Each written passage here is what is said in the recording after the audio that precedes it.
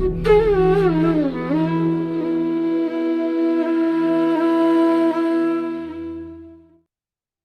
अध्याय 3 का श्लोक संख्या 8 है और इसमें अष्टावक्र जी कहते हैं, इस लोक और परलोक से विरक्त, नित्य और अनित्य का ज्ञान रखने वाले और मोक्ष की कामना रखने वालों का मोक्ष से डरना बहुत ही आश्चर्य की बात है। इस श्लोक में अष्टावक्र जी राजा जनक से कहते हैं कि जिसको विरक्ति हो गई इस लोक से भी और परलोक से भी। परलोक का क्या अर्थ हुआ? परलोक का अर्थ हुआ कि आपने मोक्ष वाली वीडियो अगर देखी होगी या गुरुजी की भी बहुस्तरीय ज्ञान की वीडियो मैंने आज ही शेयर की है, वो अगर आपने सुनी होगी तो उसमें यही बताया है मोक्ष वाली वीडियो में भी कि मोक्ष का अलग अलग स्तर है। किसी को दुखों से मुक्ति चाहिए, किसी को जन्म मरण से मुक्ति चाहिए, किसी को इस मानव जीवन से मुक्ति चाहिए, किसी को किसी और तरह की मुक्ति चाहिए। तो इस श्लोक में वो यही कह रहे हैं कि इस लोक और परलोक से विरक्त, अर्थात ना तो मानव जन्म, ना तो ये लोक और ना ही इसके बाद का लोक। अब इसके बाद का कौन सा लोक हो सकता है? पृथ्वी लोक जो मानव लोक है, ये जो मानव जन्म का लोक है, इसके बाद जैसे बताया जाता है गुरुजनों के मुख से कि अगर मनुष्य जीवन से मुक्त हो जाओगे तो आपको देवलोक मिलेगा, है ना, या दूसरा लोक मिलेगा। लेकिन इसमें अष्टावक्र जी कहते हैं कि इस लोक और परलोक से भी विरक्त, जो इतना मुक्त है कि इसी लोक से नहीं, जो परलोक से भी विरक्त है, यहीं से ही मुक्त नहीं हो गया है जन्म मरण से, इस लोक से ही मुक्त नहीं, जिसकी अब कोई ये भी इच्छा नहीं है कि इस लोक के आगे देवलोक मिले या कोई दूसरा लोक मिले या इससे अच्छा वाला लोक मिले या कुछ और मिले। इतनी विरक्ति कि कोई इच्छा भी नहीं, इस लोक और परलोक से विरक्त, नित्य और अनित्य का ज्ञान रखने वाले। नित्य और अनित्य का ज्ञान रखने वाले कौन? कि नित्य जो कि स्थायी है, हमेशा है, और अनित्य जो परिवर्तनशील है, जो अपरिवर्तनीय है वो, और जो परिवर्तनीय है वो, उसका भी ज्ञान रखने वाला। तो उसका कौन ज्ञान रखने वाला? आत्मज्ञानी। सीधे सीधे अगर बोला जाए तो आत्मज्ञानी है ये, कि नित्य और अनित्य का ज्ञान रखने वाला, जो स्थायी है और जो अस्थायी है, जो परिवर्तनशील है, जो अपरिवर्तनीयशील है, उसका भी ज्ञान रखने वाला, अर्थात अनुभव करता, और मोक्ष की कामना रखने वालों का मोक्ष से डरना बहुत ही आश्चर्य की बात है। अब इस श्लोक में बहुत ही ऊपर के तल की बात की गई है। वहां तक तो साधक को पहुंचना बहुत बड़ी बात होती है कि अब जो नए नए साधक आते हैं उनको तो लगता है कि बस दुखों से मुक्ति हो जाए, बाकी तो ये जगत बहुत बढ़िया है। अगर शरीर में कोई कष्ट है तो लगेगा बस शरीर का कष्ट छूट जाए, बाकी तो हम यहाँ अच्छे आनंद से रह ही रहे हैं, मजा कर ही रहे हैं, या बस कुछ और दुख है, बस एक नौकरी लग जाए, बस एक नौकरी लग जाए, बस बाकी फिर नहीं चाहिए हमको आगे कुछ भी, मुक्ति मोक्ष वगैरह। थोड़े से और आगे जिज्ञासु बढ़ते हैं, साधक बढ़ते हैं, साधना करते हैं, तो उनको लगता है ये वाला जन्म ठीक नहीं है, मानव जन्म ठीक नहीं है। अच्छा, अब देव लोक की तरफ बढ़ते हैं, अच्छे अच्छे कर्म करेंगे। अगर कर्म मार्ग से जाओ तो अच्छे अच्छे कर्म करो, किसी को दुख मत दो, कष्ट मत दो, इस वाले जन्म से छुट्टी मिलेगी, अगले वाले जन्म में चले जाएंगे। जैसे पशुवर्ती से छुट्टी मिली तो मानव जीवन में आए, अब मानव जीवन से भी छुट्टी मिले तो आगे देव लोक में जाए। तो इस तरह कुछ ना कुछ इच्छा है, ये वाली इच्छा ये ना हो, ये हो, या ये लोक ना हो, वो लोक हो, कुछ ना कुछ इच्छा तो है ही। लेकिन यहाँ पे तो अष्टावक्र जी ने ये कहा है कि जिसकी कोई इच्छा नहीं, ना इस लोक की ना दूसरे लोक की, मतलब इच्छा रहित, कोई इच्छा नहीं, इच्छाओं के पार। अब चाहे प्रलोभन आप देवलोक का ही क्यों ना दो, या चाहे प्रलोभन और ऊपर का क्यों ना दो, इच्छा ही नहीं है अब किसी लोक का, कुछ नहीं। तो इस लोक और परलोक से तो विरक्त है, कोई आसक्ति नहीं। और जो आत्मज्ञानी, जो ये भी जान रहा है कि क्या परिवर्तनशील है और क्या परिवर्तनशील नहीं है, ये भी जानने वाला, फिर भी साथ में कहते हैं, और मोक्ष की कामना रखने वालों का मोक्ष से डरना बड़े आश्चर्य की बात है। अब आप लोग इसको थ्योरी की तरह ना सुने, आप खुद ही बताइए, क्या वास्तव में आप मोक्ष चाहते हैं, मुक्ति चाहते हैं? बताइए। अगर मोक्ष और मुक्ति चाहते हैं तो कुछ साधकों को जब मोक्ष और मुक्ति की बात करते हैं कि ये जगत छूट जाएगा, ये परिवार छूट जाएगा, धन दौलत पद छूट जाएगा, जन्म मरण भी छूट जाएगा, यहाँ से अगले लोक में जन्म ये भी छूट गया, संसार भी छूट गया, ये जन्म मरण भी छूट गया, दूसरे लोक भी छूट गए, क्या ऐसी मोक्ष की इच्छा रखने वाला भी अगर मोक्ष से डरेगा? बहुत आश्चर्य की बात है। देखिए यहाँ पे अब प्रश्नवाचक चिन्ह लग गया है। प्रश्नवाचक चिन्ह इसलिए लग गया है कि अगर आपको विरक्ति हो गई है, अगर आप इच्छाओं से परे हो गए हैं, अगर आपने परिवर्तन और अपरिवर्तनीय दोनों को जान लिया है, और अगर आप वास्तव में इन सब चीजों से परे हो गए हैं, आत्मज्ञानी हो गए हैं, मुक्त हो गए हैं, फिर भी मुक्ति से डर, फिर भी मोक्ष की भावना से डर, बहुत आश्चर्य की बात है। इसका मतलब जो मुक्त हो गया फिर उसे कुछ भी डरा नहीं सकता, फिर उसे कुछ भी लोभित नहीं कर सकता, फिर उसे कुछ भी प्रभावित नहीं कर सकता। जैसे मुझे एक कथन याद आता है कि जब तक हमने सुना जगत छूट जाए, मोह छूट जाए, क्रोध छूट जाए, ये छूट जाए, जन्म मरण छूट जाए, मानव जीवन छूट जाए, आगे बढ़ जाए, मोक्ष मिल जाए, मुक्ति मिल जाए, बहुत अच्छा, थ्योरी में पढ़ रहे हैं, बहुत अच्छा, कथा की तरह सुन रहे हैं, बहुत अच्छा। और जरा सा घर में बिजनेस में लॉस हो गया 2-4-5 लाख का, दौड़े दौड़े दौड़े दौड़े मंदिर, अरे प्रभु ये क्या कर दिया, अरे प्रभु ये क्या हो गया, कौन सी गलती कर दी, मेरे से कौन सा पाप हो गया, मुझे क्यों ऐसा कर दिया, मैंने तो किसी के साथ बुरा नहीं करा, मैं तो दिन भर आपकी भक्ति में, आपकी पूजा में, आप पे इतनी श्रद्धा, हे गुरु महाराज आपने मेरे साथ क्या कर दिया। तो ये कौन सा फिर आपको ज्ञान हुआ, ये कौन सा ज्ञान हुआ, ये तो फिर कथा कहानी हुई। फिर ये अगर चित्त परिस्थिति बदली और चित्त भी कंपित हुआ, फिर ये ज्ञान नहीं हुआ। फिर कहाँ आपने जाना कि ये जगत मिथ्या है, फिर कहाँ जाना कि सत्य ये है और असत्य ये है, फिर तो ये सारा का सारा कथा कहानी हो गया।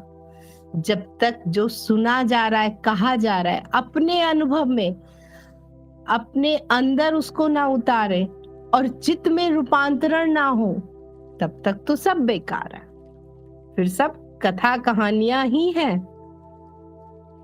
सब फिर कथा कहानियां, ऐसे एक दो केस देखे भी हैं। ये मेरा अपना अनुभव मैं बता रही हूँ। जिन्हें आत्मज्ञान हुआ, जिन्हें लगा कि साक्षी भाव बहुत अच्छा है, बहुत आनंद आ गया जीवन में, सब कुछ बहुत बढ़िया हो गया, गुरु की कृपा चल रही है, और जरा सा घर में कुछ हुआ, किसी बच्चे का मान लीजिए थोड़ा बहुत चोट लग गई या एक्सीडेंट हो गया, पैसे में धन में कुछ नुकसान हो गया, शरीर में कोई बीमारी आ गई, कुछ पीड़ा आ गई, या आर्थिक व्यवस्था घर की खराब हो गई, सब उनका साक्षी भाव सब चला जाता है किताबों में ही। जहां से आया था वापस वहीं चला गया, सब बेकार हो गया, और यही जगत सत्य हो गया। सब कुछ सत्य है, फिर पैसा भी सत्य है, रिश्ते भी सत्य है, सब कुछ फिर सत्य हो गया। तो परिवर्तन कहाँ हुआ, रूपांतरण कहाँ हुआ, और रूपांतरण किसका होना है? रूपांतरण भी चित्त का होना है, परिवर्तन चित्त पे आना है, स्थायी चित्त होगा। जो हम कहते हैं चित्त पे नियंत्रण करना, तो ये क्या है चित्त पे नियंत्रण? इसका मतलब है परिस्थिति बाहर कुछ भी हो रही है, अंदर की स्थिति नहीं हिलनी है। अंदर की स्थिति कब नहीं हिलेगी? जब हम ये जानेंगे कि मैं अनुभव करता मात्र हूँ, दृष्टा मात्र हूँ मैं, और सिर्फ जानेंगे नहीं, ये हमारे चित्त के ऊपर स्मृति बन जानी चाहिए कि अगर, और ये क्या है, ये कसौटी भी है, अगर आप आत्मज्ञानी हैं और परिस्थिति बदली और आपकी मनोदशा नहीं बदली, आप उतने ही आनंद में हैं, तो इसका मतलब आप सही दिशा में हैं, आप सही चल रहे हैं। तो यहाँ पे अष्टावक्र भी कहते हैं कि आपने जान लिया, ये लोग और वो लोग दोनों से विरक्ति हो गई, आपने परिवर्तनीय चीज जो है जगत और जो अपरिवर्तनीय है उसको भी जान लिया। अब मोक्ष की भी आपकी कामना थी, तभी यहाँ तक भी पहुंचे हो। अब जब मोक्ष क्या है, जब सामने प्रकट हुआ कि जगत नहीं, रिश्ते नहीं, पैसा नहीं, धन नहीं, ये नहीं, वो नहीं, नेति नेति नेति नेति नेति, इच्छा भी नहीं, कल्पनाएं भी नहीं, विचार भी नहीं, भावनाएं भी नहीं, जब उस शून्यता पे जैसे जैसे कदम बढ़ाओगे, फिर डर लगने लगेगा। डर क्यों? अरे हाथ से तो अब घर छूट रहा है, सही से काम नहीं कर पा रहे, सही से पकड़ नहीं पा रहे हैं, घर हर एक चीज से पकड़ छूट रही है, पैसे से भी छूट रही है, रिश्तों से भी छूट रही है। वो मोह जब कटेगा, तो मोह तो कटेगा, साथ में धक धक धक धक धक धक भी होगी, क्योंकि सामान्य इंसान क्या चाहता है, कुछ छूटे भी ना और आगे भी पकड़ ले।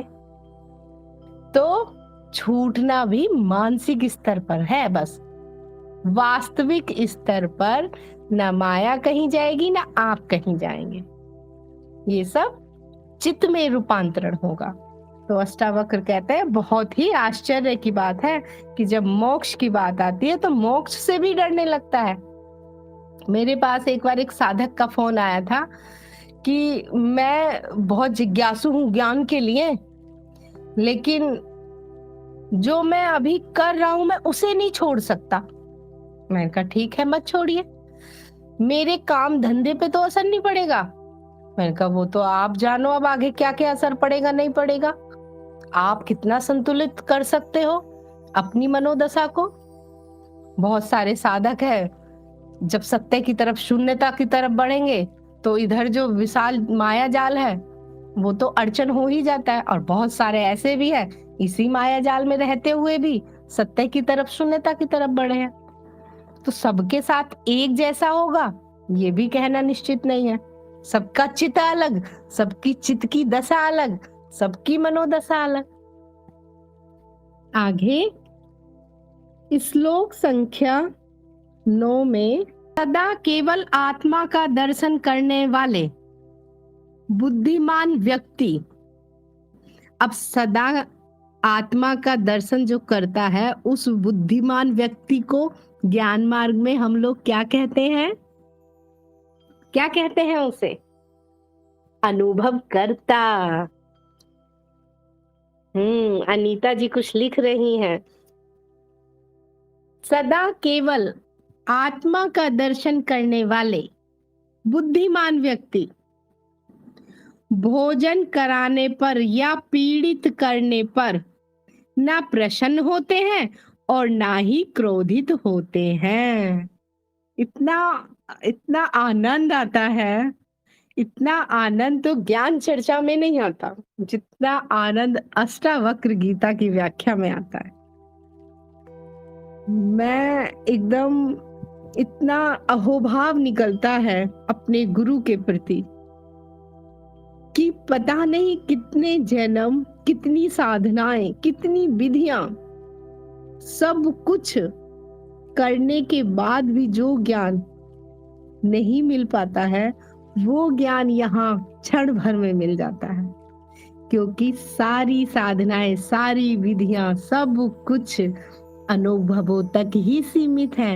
एक साधक जीवन भर सोचता रहता है, जागृत के अनुभव हो जाए, सपन के हो जाए, सुसुप्ति के हो जाए, इसके हो जाए, उसके हो जाए, अच्छे हो जाए, बुरे हो जाए, प्रकाश आ जाए, नाद आ जाए, नाद सुन ले, नूर, ये वो, लेकिन सब अनुभव ही है।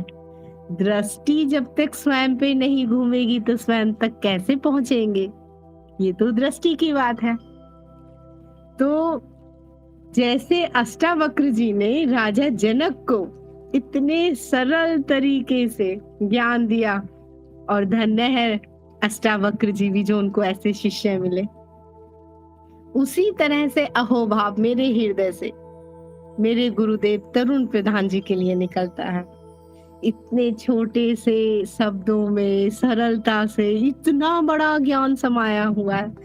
तो देखिए, आज से 5000 साल पहले अष्टावक्र भी वही कह रहे हैं, तरुण प्रधान जी भी वही कह रहे हैं, और भी बहुत सारे गुरु हैं। गुरु परमानंद जी हैं, वो भी इसी ज्ञान की अष्टावक्र व्याख्यान के स्तर का ही वेदांत की व्याख्या करते हैं वो भी। लेकिन इस ज्ञान तक पहुंचने के लिए गुरु कृपा बहुत आवश्यक है। बिल्कुल सामने में ज्ञान है, हजारों सालों से ज्ञान है, लेकिन नहीं कोई ग्रहण कर पाता, नहीं पहुंच पाता।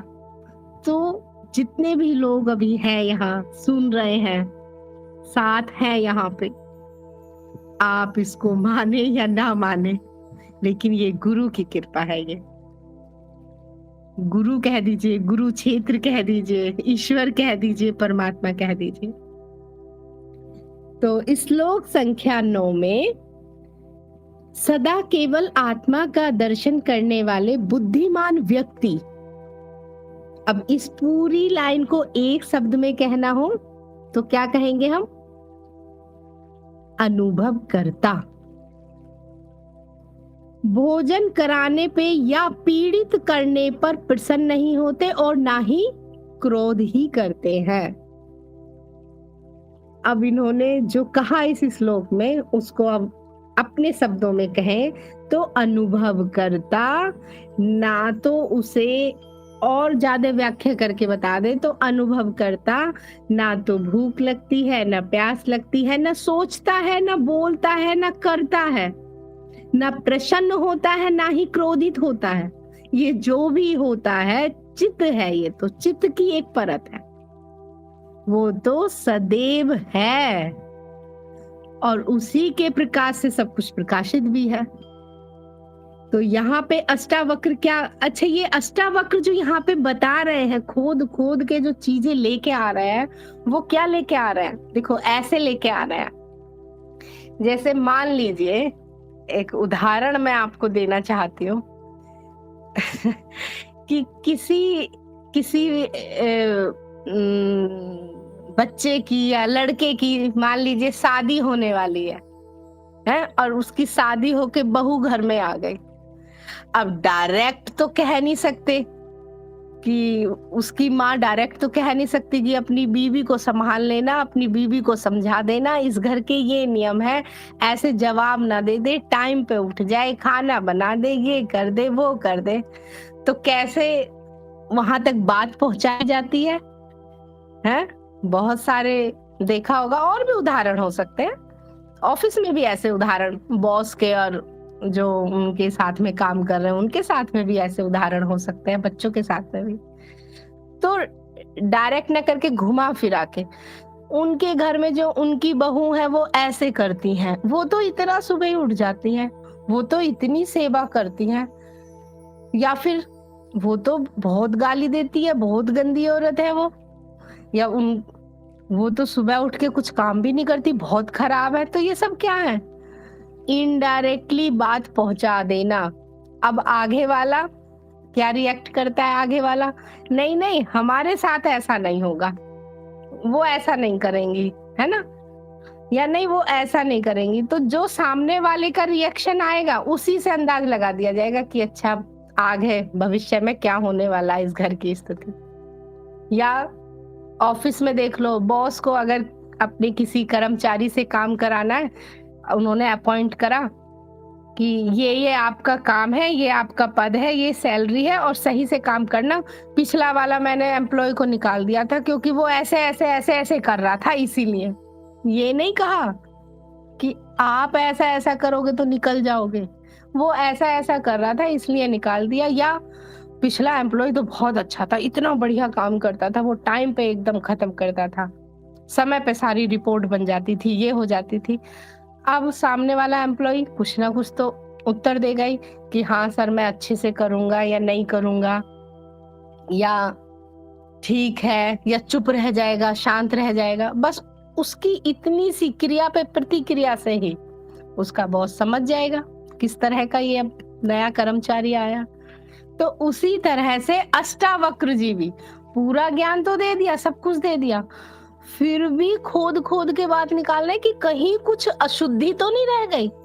जैसे अध्याय 3 के पहले श्लोक में धन को ले आए थे कि मान लिया खूब धन है आपके पास, राजा हो आप, किसी चीज की कमी भी नहीं है, चारों तरफ धन ही धन है, आपके धन से ही लिप्त हो, कहीं देखे धन के प्रति कुछ मोह या पकड़ या लालच तो नहीं बची हुई है। तो अब यहाँ पे भी अष्टावक्र जी क्या ले आए हैं? यहाँ पे भी यही कह रहे हैं कि अनुभव करता जो है वो ना तो किसी के शब्दों से प्रसन्न होता है और ना ही किसी के शब्दों से क्रोधित होता है, ना ही कोई उसको सम्मान दे कि भोजन करा दिया 56 भोग तब वो खुश हो रहा है, और ना ही किसी ने अगर उससे भोजन की नहीं भी पूछा तब वो क्रोधित हो रहा है। अनुभव करता सिर्फ साक्षी है, दृष्टा है, बस अनुभव करता सिर्फ दृष्टा है। श्लोक संख्या 9 में यही कहा है, सदा केवल आत्मा का दर्शन करने वाले बुद्धिमान व्यक्ति भोजन कराने पे या पीड़ित करने पर ना प्रसन्न होते हैं और ना ही क्रोधित होते हैं। अर्थात अनुभव करता सिर्फ होना मात्र है, सिर्फ होना मात्र है। अब बाकी का जो हो रहा है वो चित्त का काम है। आगे श्लोक संख्या 10 में आप लोगों को आनंद आ रहा है अष्टावक्र व्याख्यान में? जी। श्लोक संख्या 10 में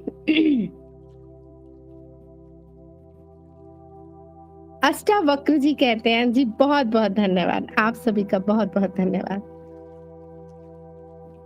और ऐसा ही नहीं है सिर्फ सुन लेना कथा की तरह, आज हम 5 मिनट 10 मिनट के लिए समय रखेंगे।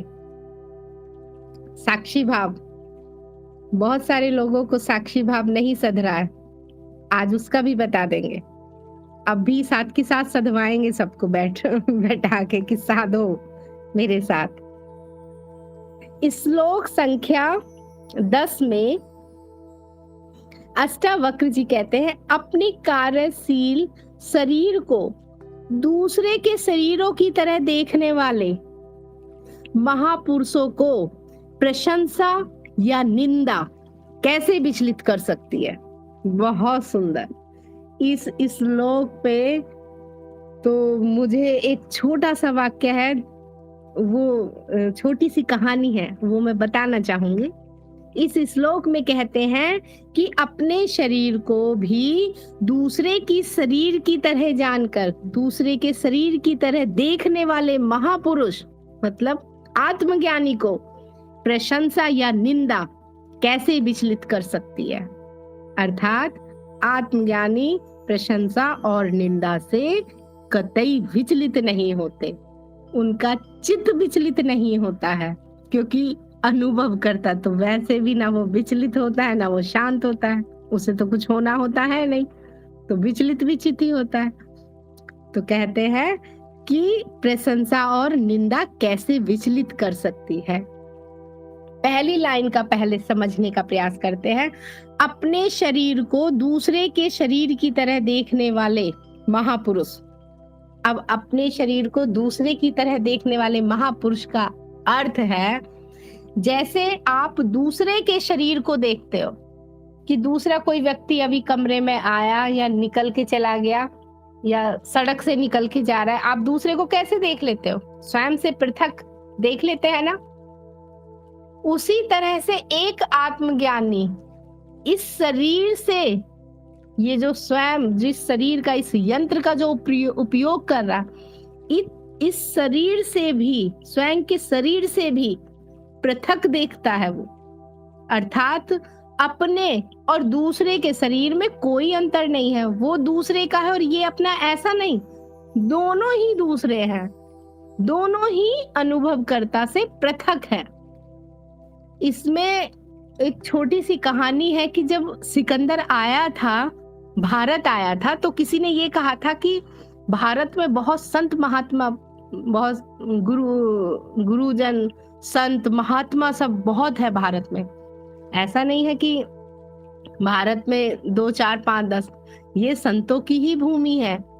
पूरे विश्व में सबसे ज्यादा संत, सबसे ज्यादा ज्ञान आपको भारत में ही मिलेगा। ये संतों की भूमि है। ये, इस भूमि पे जन्म लेना ही अपने आप में बहुत सौभाग्य की बात है। भारत के संस्कारों में कहते हैं ना, दूध के साथ जब घुट्टी दी जाती है तो घुट्टी के साथ ज्ञान शुरू से ही दे दिया जाता है।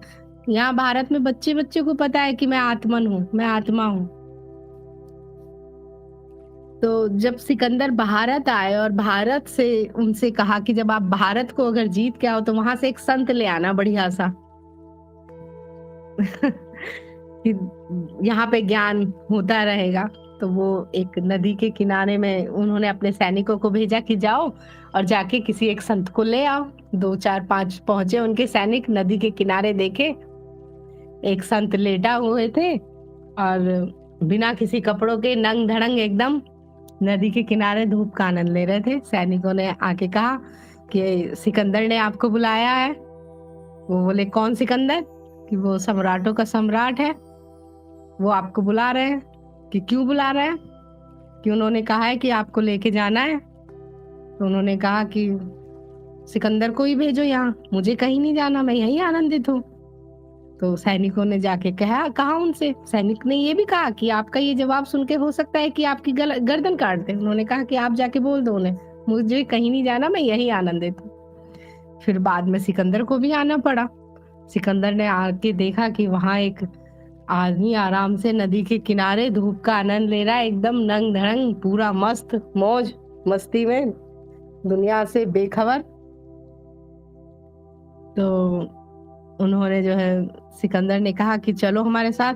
बोले मैं कहाँ चलूं, मैं तो यहीं आनंदित हूँ। तो उन्होंने कहा कि आपको पता है आप जो मना कर रहे हैं तो हम आपका गला तलवार से काट देंगे।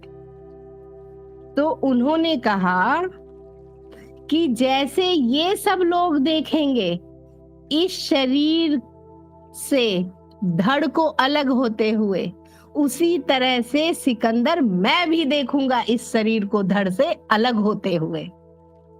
देखिए कितनी प्यारी बात है। इसका मतलब कि वो शरीर से पृथक है ऐसा उन्होंने माना ही नहीं, उन्होंने जाना भी था कि यह शरीर ऐसा ही है जैसे दूसरों का शरीर है। मैं शरीर नहीं हूं, मैं शरीर से पृथक हूं। और फिर सिकंदर को भी उनके सामने एक तरह से घुटने टेकने पड़े। उनको ये मानना पड़ा कि भारत के संतों की तो लीला ही अलग है। तो इसी तरह से इसमें भी कहा गया है कि अपने शरीर को दूसरे के शरीरों की तरह देखने वाले महापुरुष साक्षी को ना कोई प्रशंसा और ना ही निंदा कैसे विचलित कर सकती है। अब इसका भी हम देख लेते हैं बाद वाली लाइन का, कि प्रशंसा और निंदा क्यों विचलित नहीं करती। क्यों नहीं करती? क्योंकि विचलित होने के लिए है ही क्या, सब कुछ चित्त निर्मित है, सब कुछ सपना ही है। बस ये जागृति का सपना है और एक सपना सोते समय होता है। अगर साधारण इंसान अभी इस शरीर के नष्ट हो जाए, अगर ये शरीर नष्ट हो जाए और वो बेहोशी में ही मर जाए, बेहोशी में मरने का मतलब है जिसकी चेतना जागृत नहीं है, तो ये लीला तो यहीं खत्म, यहीं पर्दा गिरा, यहीं खेल खत्म, नया खेल शुरू। नया घर, नए माँ बाप, नया धर्म, नई जाति, नया ज्ञान, नया सब कुछ खेल ही तो है। बस एक आत्मज्ञानी जानते हुए इस खेल को खेल रहा है और आनंद ले रहा है, और एक जिसको ज्ञान नहीं है, जो अज्ञानी है, वो उसको रियल समझ के, वास्तविक समझ के इस खेल को खेल रहा। खेल वो भी रहा, एक रो रो के खेल रहा है, एक हंस हंस के खेल रहा।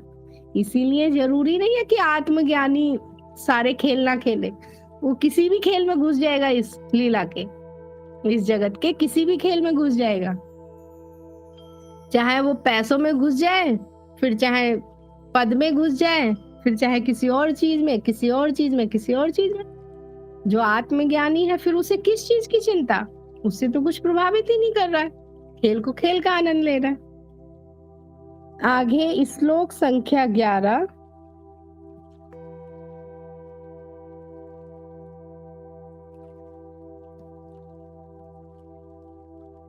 श्लोक संख्या 11 में कहते हैं अष्टावक्र जी, समस्त जिज्ञासाओं से रहित इस विश्व को माया में कल्पित देखने वाले स्थिर प्रज्ञा वाले व्यक्ति को घटना मृत्यु भी कैसे प्रभावित कर सकती है। इन्होंने कहा है समस्त जिज्ञासाओं से रहित, मतलब कोई इच्छा नहीं है, यहाँ तक कि मोक्ष की भी इच्छा नहीं। कोई इच्छा नहीं का मतलब मोक्ष की भी इच्छा नहीं, मुक्ति की भी नहीं। जब मोक्ष और मुक्ति और कोई भी इच्छा नहीं रही जिसे, और इस विश्व को माया की तरह देखने वाला, और इस विश्व को माया की तरह कौन देख सकता है? अनुभव करता ही देख सकता है। स्थित प्रज्ञा वाले, स्थित प्रज्ञा मतलब अपने स्वरूप में जो स्थित रहते हैं, अपने स्मरण में जो रहता है, वो अनुभव करता मृत्यु से भी कैसे प्रभावित हो सकता है, घटना मृत्यु से भी कैसे प्रभावित, मृत्यु की घटना भी उसे कैसे प्रभावित कर सकती है। अर्थात अनुभवकर्ता को मृत्यु भी प्रभावित नहीं कर सकती। अब जो लोग स्वप्न अवस्था के प्रयोग कर रहे होंगे या सूक्ष्म अवस्था के प्रयोग कर रहे होंगे, उनका आसक्ति शरीर से कम होने लगती है, उनका मृत्यु का भय धीरे धीरे कम होने लगता है। तो एक आत्मज्ञानी को मृत्यु का भी भय नहीं होता है। श्लोक संख्या 12।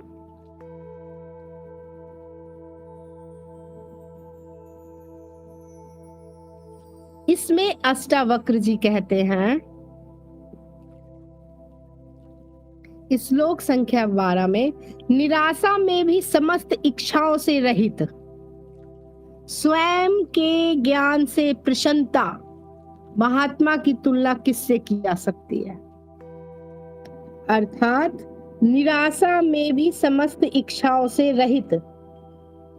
सब कुछ जब अच्छा अच्छा चल रहा है, तब आप अगर भगवान का नाम ले रहे हो, ऐसे तो बहुत सारे लोग हैं, पूरा जगत भरा पड़ा है, लेकिन अभी मुसीबतों का पहाड़ टूट जाए और फिर भी आप ईश्वर से ये कह सको, जैसी तुम्हारी मर्जी, तुम्हारी मर्जी में ही मेरी मर्जी है, अगर तब भी ऐसा कह सको, तभी तुम आत्मज्ञानी हो।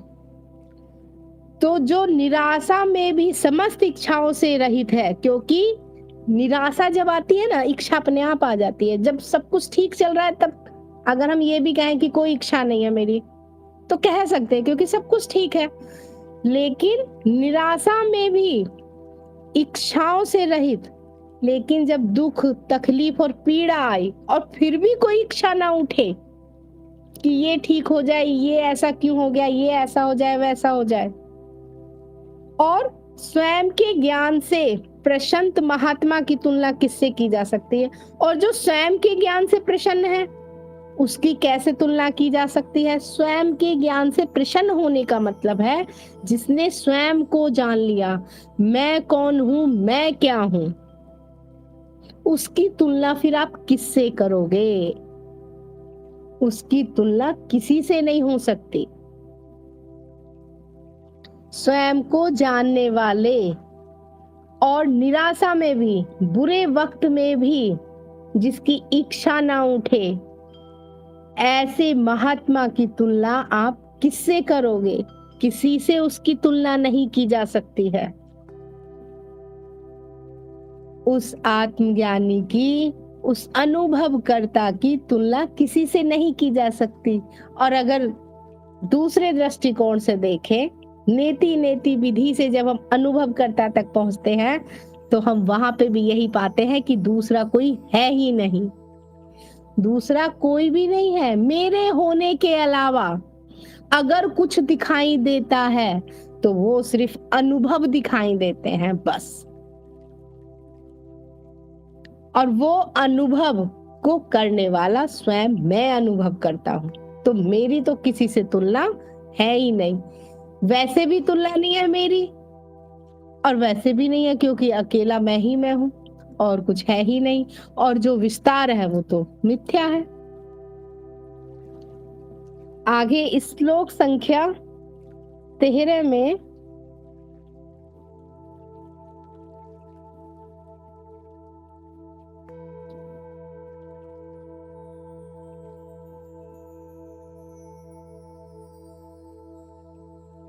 श्लोक संख्या 13 में अष्टावक्र जी कहते हैं, आप लोगों ने देखा होगा कि अष्टावक्र महागीता के अलावा इतना शुद्ध क्लियर ज्ञान गीता में भी नहीं कहा है। श्री कृष्ण की जो गीता है उसमें भी इतना सीधा सीधा नहीं कहा है। इन्होंने तो, अष्टावक्र जी ने तो ऐसा कहा है कि अगर समझना है तो समझो, नहीं समझना है तो मत समझो, लेकिन सत्य यही है। उन्होंने एक तरह से यह कह दिया कि अगर सूरज निकल रहा है तो निकल रहा है। अब आपको नहीं दिखाई दे रहा क्योंकि आपके यहाँ घटा है, बादल है, बारिश है, तो इसमें दोष आपका है, सूरज का नहीं। सूरज है तो है, तो आप मानो या ना मानो, मैं सभी साधकों से भी कह रही हूँ, आप मानो या ना मानो, जानो या ना जानो, खुद अनुभव लो या ना लो, लेकिन सत्य वही है जो अष्टावक्र जी कहते हैं। ना मैं शरीर हूं, ना मैं इच्छा हूं, मैं सब इच्छाओं के परे हूं, मैं मात्र दृष्टा हूं, होना मात्र हूं मैं। इस श्लोक संख्या 13 में स्वभाव से ही विश्व को दृश्यमान जानो, इसका कुछ भी अस्तित्व नहीं।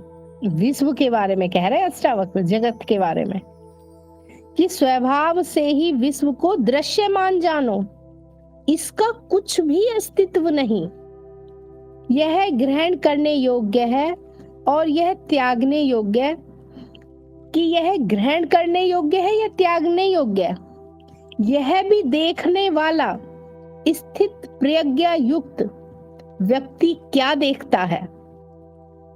अर्थात ये कह रहे हैं कि जो भी स्वभाव से, मतलब प्राकृतिक तरीके से, जो प्रकृति अपने स्वभाव में जो चल रही है, जैसे हवाओं का बहना, सूरज का निकलना, फिर चांद का निकलना, फिर पेड़ों का बड़े हो जाना, उन पे अपने आप वृक्ष लग जाना, सारे जगत जो दिखाई दे रहा है, जगत की सारी चीजें, ये सब कुछ जो है ये अपने स्वभाव में चल रहा है।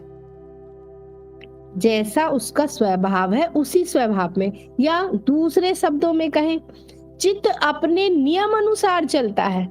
जो चित्त के नियम है वो चित्त के नियम अपने अनुसार ही चलते हैं।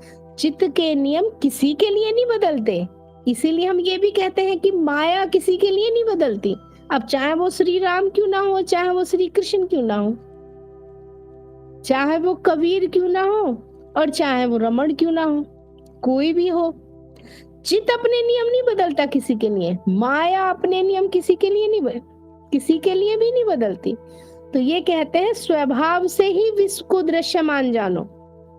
ये जो विश्व जो दृश्य बना हुआ है अभी, जो सारे अनुभव कर रहा है अनुभव करता, ये जो दृश्य है ये स्वभाव से ही है, अर्थात स्वतः है। ये अपने आप है। ये इसको कोई बनाने वाला कोई कारण नहीं है। जैसे बहुत सारे लोग पूछ लेते हैं जगत को किसने बनाया, इसको बनाने का कारण क्या है। कोई कारण नहीं है, ये अपने आप है, स्वभाव से ही है, ये स्वतः ही है। ये स्वभाव से ही विश्व को दृश्यमान जानो। इसका कुछ भी अस्तित्व नहीं है। वो तो अब ज्ञान मार्ग में जितने भी लोग हैं आप सभी जान रहे हैं, ये तो मिथ्या है, लीला है। यह ग्रहण करने योग्य और त्यागने योग्य देखने वाला भी जो स्थित प्रज्ञा युक्त जो व्यक्ति है वो क्या देखता है। एक साधारण इंसान क्या देखता है कि जगत सत्य है, और एक अनुभव करता जो आत्मज्ञानी है वो क्या देखता है कि जगत मिथ्या है। तो जिसने ये जान लिया कि जगत मिथ्या है और अनुभव करता जो है वो सत्य है, फिर भी एक आत्मज्ञानी ना जगत को त्यागता है और ना ही सत्य से दूर हटता है। वो दोनों के, ना तो वो जो मिथ्या है उसे ही छोड़ के भागता है, और ऐसा नहीं है कि वो किसी और चीज में जकड़ जाता है। वो स्वीकार कर लेता है, जो जैसा है उसको वैसा ही स्वीकार कर लेता है। माया ऐसी है, ठीक है, अनुभव करता दृष्टा है, ठीक है, जो भी है जैसा भी है उसको वैसा का वैसा ही स्वीकार कर लिया जाता है। ना माया को बदला जाता है, ना उसको छोड़ के जाया जाता है, ना उसको त्यागा जाता है, ना उसको भोगा जाता है। एक चीज और आपने ध्यान दिया होगा, जितने भी संत महात्मा हुए हैं आज तक भी, अगर उन्होंने संसार को छोड़ा है तो वो तभी तक छोड़ा है जब तक आत्मज्ञान नहीं हुआ। जब आत्मज्ञान हुआ फिर उनसे अगर पूछा जाए तो उन्होंने कभी नहीं कहा उन्होंने कि माया अड़चन है, संसार अड़चन है, परिवार अड़चन है। कब कहा उन्होंने? आत्मज्ञान से पहले कहा, जब उनको साधना नहीं आता था। क्या साधना नहीं आता था? जब उनको स्थिर होना नहीं आता था, जब उनका चित्त विचलित था, जब उनका चित्त स्थायी नहीं था, कंट्रोल में नहीं था, नियंत्रण में नहीं था, रूपांतरित नहीं था, विचलित था, तभी छोड़ के भागे हैं। और तभी ये मिथ्या है, झंझट है, परिवार झंझट है, रिश्ते झंझट है, पैसा झंझट है, पद झंझट है, प्रशंसा झंझट है। ये कब तक झंझट है सारी? जब तक आत्मज्ञान नहीं हो जाता। आत्मज्ञान के बाद जितने भी लोग इन सब की तरफ से मुंह घुमा के गए, अध्यात्म की तरफ, साधना की तरफ, सब वापस फिर इसी जगत में आए। क्योंकि जाओगे कहाँ? जाने को है कहाँ? कुछ भी नहीं है। जाओगे कहाँ? जो है वो है, स्वीकार, सब कुछ स्वीकार। गौतम बुद्ध से जब उनकी पत्नी ने पूछा, जब वो लौट के आए, साधना करके पूरे ज्ञान को लेके जब लौट के आए, और जब उनकी पत्नी ने उनसे पूछा, तो कहा जाता है कि गौतम बुद्ध आत्मज्ञान के बाद सिर्फ यही एक प्रश्न था जिस पे वो चुप रह गए। नहीं तो पूरे संसार में ऐसा कोई प्रश्न नहीं था जिसका उत्तर गौतम बुद्ध नहीं दे सकते थे। लेकिन जब उनकी पत्नी ने उनसे पूछा कि मैं बस ये जानना चाहती हूँ, क्या जिसको पाने के लिए आपने मुझे, बच्चे और घर परिवार छोड़ा, क्या वो यहाँ रहते हुए नहीं पाया जा सकता था? इस प्रश्न पर गौतम बुद्ध मौन रह गए। क्यों? क्योंकि अगर वो ये कहते कि पाया जा सकता है, तो दूसरा प्रश्न फिर क्वेश्चन मार्क लगता, तो फिर भागे क्यों?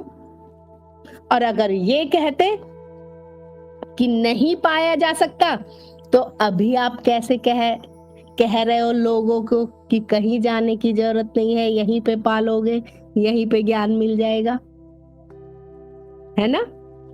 तो इसमें अष्टावक्र जी कहते हैं श्लोक 13 में कि स्वभाव से ही ये विश्व है जो कि दृश्यमान हो रहा है। मतलब वो ऐसा ही है, अपने आप है, अपने स्वभाव में सब कुछ हो रहा है, सब कुछ अपने स्वभाव में हो रहा है। और ये वास्तव में इनका कोई अस्तित्व भी नहीं है। ये सब दृश्य जो है, ये सब परिवर्तनशील है और मिथ्या है। मिथ्या का मतलब एक और समझ लीजिए, एक साधक का आया था ये भी कि आप मिथ्या किसको कहते हैं?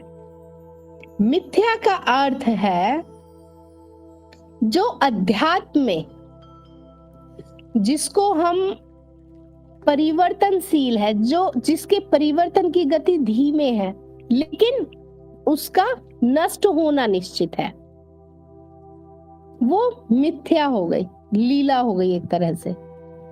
उसको हम विसत्य भी कहते हैं। विसत्य का अर्थ क्या है? विसत्य का अर्थ है जो वास्तविक सत्य तो नहीं है, लेकिन व्यवहारिक सत्य में उसको हम नकार नहीं सकते।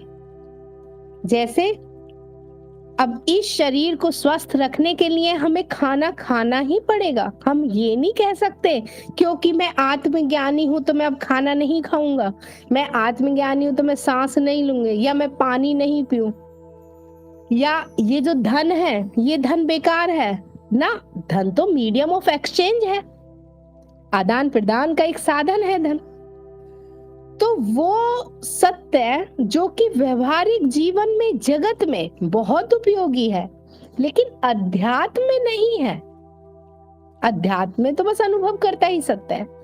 उसको, जिसको मिथ्या हम कह रहे हैं, उसको आप विसत्य भी कह सकते हैं कि सत्य तो हम उसे नहीं मान रहे हैं, लेकिन हम उसे झूठ भी नहीं मान रहे, तो हमने उसे विसत्य कह दिया। मैं आशा करती हूँ कि ये आप लोगों को समझ आया होगा। बहुत सारे लोग सोचते हैं कि मिथ्या है तो क्या करें, इसको फेंक दे, नहीं, या छोड़ दे। नहीं, मिथ्या है लेकिन व्यवहारिक जीवन में वही उपयोगी है। व्यवहारिक जीवन में भूख लगेगी तो ज्ञान काम नहीं आने वाला।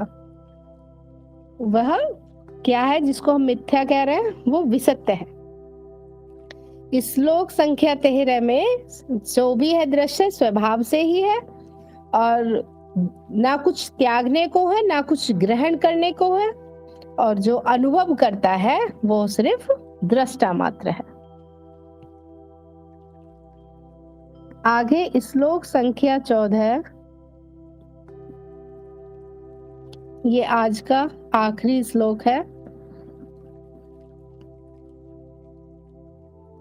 विषयों की आंतरिक आसक्ति का त्याग करने वाले,